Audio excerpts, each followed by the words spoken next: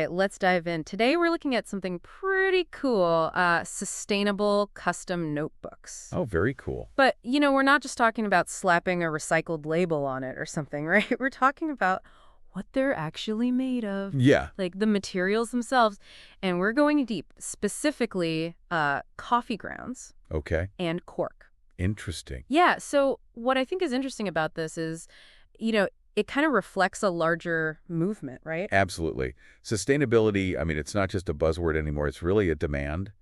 Consumers, especially those who are interested in custom products, they're actively looking for things that align with their values. Yeah. And that includes, like, their notebooks. Right, like there's a revolution happening in people's desk drawers, right? Exactly. But let's talk about this like shift away from traditional notebook materials. What's driving that? I think it's a combination of things. Awareness of the environmental impact, like of synthetic leather, is growing. Hmm. And frankly, those materials just don't have the same, like, appeal as they used to, right? People are looking for alternatives that are stylish but also sustainable. Right.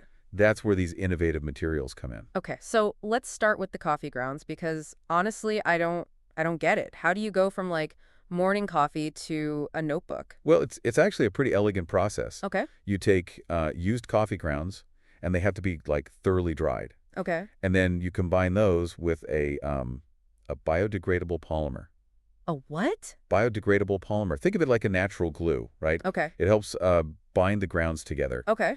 And this makes like a really durable material that could be shaped, and you can make these sleek notebook covers that you see.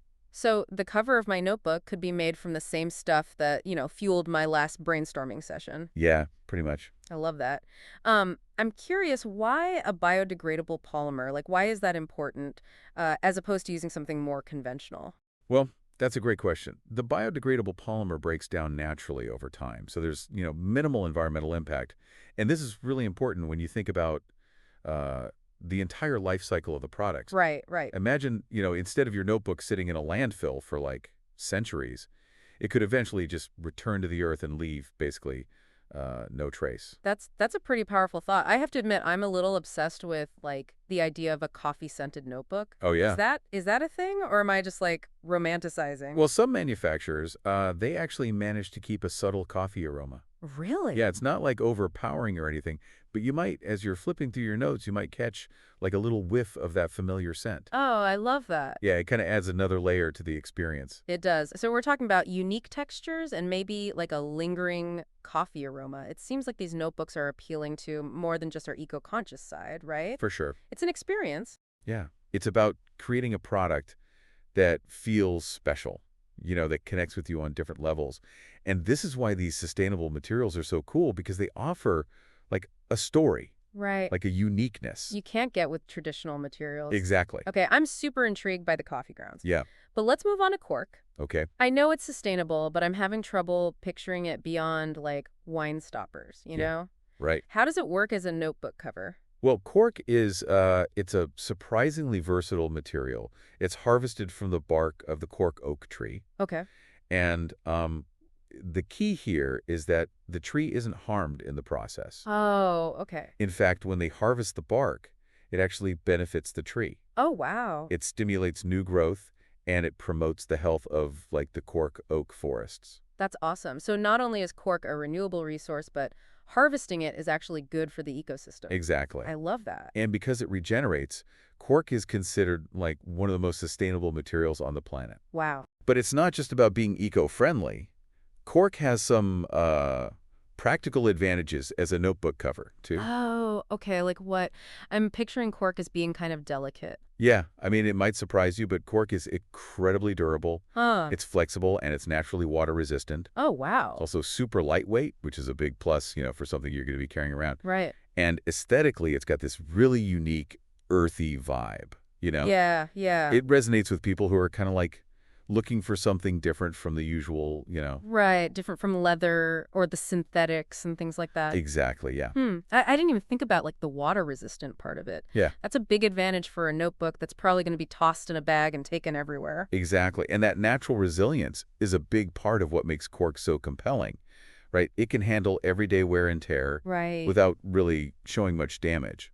So it's ideal for a notebook. So we've got coffee grounds offering this luxurious, almost indulgent feel with that potential coffee aroma. Yeah, And then we've got Cork coming in with its, durability, its natural aesthetic, and this impressive sustainability story. absolutely. It's almost like they appeal to different sensibilities, but both tap into that desire for, something special, Exactly. eco-conscious. Yeah, you've hit the nail on the head. It's about offering choice, Yeah. right?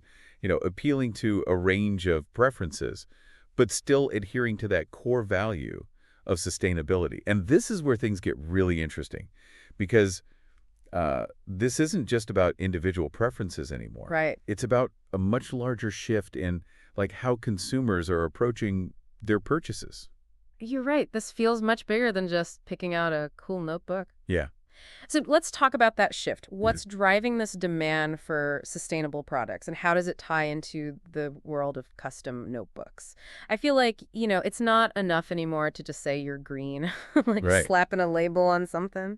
Exactly. Consumers, especially, I think younger generations, Yeah. they're looking beyond the product. Yeah, they're factoring in the company's values. They're sourcing their whole supply chain. Yeah. It's about like aligning your purchase with your personal ethics. It's about, yeah, exactly, putting your money where your mouth is, right? For sure. And so that's where transparency comes in. Absolutely. Because, you can't hide behind these vague claims anymore. Right. Like, companies have to be open about their process, their impact, Right. their commitment to doing better. Transparency is key, yeah. But it goes beyond just like disclosing information, right? Yeah. It's about actively engaging with the consumer, telling the story behind the product, Right. highlighting the journey of these like sustainable materials. I love that in the story, because it makes it more tangible, right? Yeah. Like, suddenly it's not just a notebook, it's like a statement. Exactly. It's about creating that connection. Like fostering a sense of shared values between the brand and the customer. Mm-hmm. And that's where materials like coffee grounds and cork really shine, right? Because they have an inherent story to tell. Right. There's a narrative of innovation and environmental consciousness. I was reading about this company that uses spent grain, from breweries to make their covers, Oh, wow. which I thought was really cool because it's the same concept, right? Yep, absolutely. Taking this waste product and transforming it into something beautiful and useful. Totally. And it speaks to this growing trend of circularity, Okay. right? Like finding ways to close the loop, Yeah. minimize waste and maximize, how we use resources. It's like rethinking the whole approach, right? Totally. Production and consumption. Yeah, it's like, We're moving away from this linear take, make, dispose model, and we're embracing like a more cyclical system right. where waste becomes a resource. Yeah. And this shift has the potential to like revolutionize not just the notebook industry, but, Everything. entire sectors Yeah. of the economy. It's about moving towards a sustainable future. Absolutely. A regenerative future. Okay, this is exciting. So we talked about coffee grounds and cork brewery grains. Yeah, yeah. But what other sustainable materials are out there? Oh, that's where things get really exciting. Okay. There's a whole world of emerging materials that are like ready to disrupt the industry. Okay. One really fascinating example is mycelium. Okay. Like the root structure of mushrooms. Okay. It can be grown and molded into like various shapes and textures, and it's incredibly strong. A notebook cover grown from mushrooms. Yeah.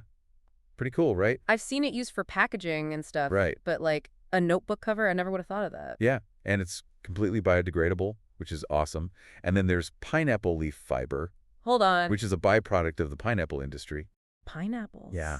It's strong, flexible, and it has this beautiful natural texture. Notebooks made from pineapples. This is amazing. Are there companies using these things? Yeah, there's a handful of like pioneering companies who are starting to experiment with them. For example, one brand is using pineapple leaf fiber to create like a luxurious vegan leather alternative for their covers. This is the future is now. What other innovations? So we're also seeing a rise in recycled materials, particularly ocean-bound plastic. What is that? So that's plastic waste that's like collected from coastal areas before it enters the ocean. Oh, okay. And then it's processed and transformed into, it's like these durable, water-resistant covers. So not only are we reducing the use of virgin materials, but we're actively cleaning up. Exactly. I love it. And then there's seaweed, Okay. which could be processed into like a paper-like material. Really? Yeah. It's strong, it's biodegradable. Huh. It's a fantastic alternative for traditional paper, which, often contributes to deforestation. Coffee grounds, cork, mycelium, pineapple leaves, ocean-bound plastics, seaweed. Yeah, It sounds like the future is going to be very diverse. very diverse and very sustainable, which is great. This is amazing. Um, all this talk about these materials, I'm wondering, are there any, like, downsides? Yeah, that's a good question. They sound fantastic, They do. but I imagine there must be challenges too, right? Right, of course. So while these materials offer like huge potential, there are a couple of hurdles. For starters, sourcing these materials can be a lot more complex, Oh, but okay. than traditional materials. Right. You need to establish like relationships with specialized suppliers. So it's not as easy as just like going to the coffee shop and getting their used grounds. No, not quite. You need to like think more about sourcing and building partnerships with suppliers who are, specifically processing these materials for industrial use. Oh, okay, so more involved. A little more involved, yeah. And another challenge is that the manufacturing processes for some of these materials can be more complex Okay. and require specialized equipment. Right. So you might have to like adapt your existing production lines or, even invest in new machinery, I see. which can be a barrier for some businesses. So, there's the cost considerations and the process. Exactly. But it's important to weigh those costs against the long-term benefits, the positive environmental impact, the brand differentiation, appealing to this growing segment of conscious consumers. It seems like a worthwhile investment, I think so too. especially with like the growing consumer demand for, sustainable products. This isn't just a trend. It's how we consume. Absolutely. Investing in sustainable practices is an investment in the future, Right. both for the business and the planet. This has been incredible. It has. We've covered, everything from the like coffee grounds and cork to the future, the mycelium and pineapple leaf fiber. Yeah, I mean, it's clear that custom notebooks are like on the verge of a revolution. absolutely. A sustainability revolution. I'm curious though, we've focused a lot on the role of brands and manufacturers in this movement. Right, But what about individual consumers? right. Like, what can we do, to support this shift towards sustainable stationery? That's a fantastic question. And Yeah. a perfect way to kind of wrap up our thoughts. As individuals, I think, we have a lot of power, Yeah. through our purchases. Every time we buy something, we're kind of like casting a vote, right? So it's about there's a conscious consumer Yes, doing our research, absolutely. supporting brands that are, committed. Yeah. Don't be afraid to dig a little deeper, Right. Like check out a company's website, look for certifications, or even just reach out to them directly with questions. Yeah. Like the more we kind of demand transparency Right. and hold brands accountable, Mm-hmm. the faster we're going to see real change. That makes sense. We underestimate the power of just like asking, right? Totally. So what other what other actions can people take? Well, another really powerful thing is just to reduce our consumption. Okay. Do we really need another notebook? What Can do we you? like repurpose old ones? Yeah, Sometimes the most sustainable choice is just to buy less. that's so true. It's so easy to get caught up in like the new. Yeah.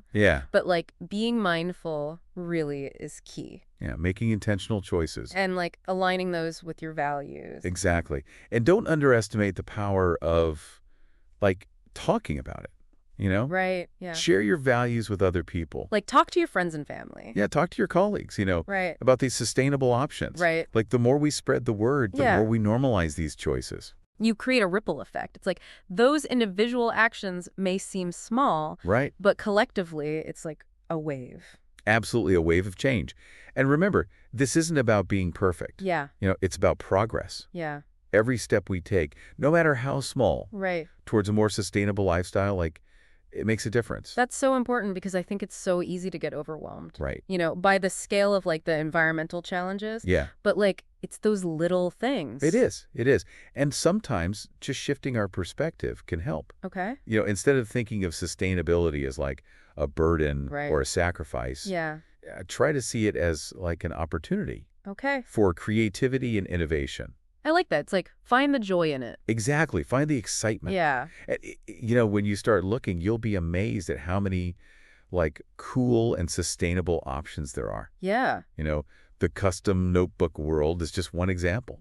Well, this has been so inspiring. It has. We've learned so much about like the material, conscious consumerism, what's coming next. It's exciting. It's really cool to see like how much is happening. It's really inspiring. And, as consumer demand grows, we're going to continue to see even more. It's only going to get better. Absolutely. So if you're out there and you need a new notebook, maybe consider like Yeah. exploring these options. Yeah. You might be surprised. You might be surprised at what you find. And remember, every purchase is a vote. Right. So when we're choosing sustainable products, we're sending a message. That we value these things. Exactly. And that's a good message. It is a good message. Well, thank you so much for joining us today. It's been a pleasure. We hope you found this informative and inspiring. Yes. And as always, keep diving deep.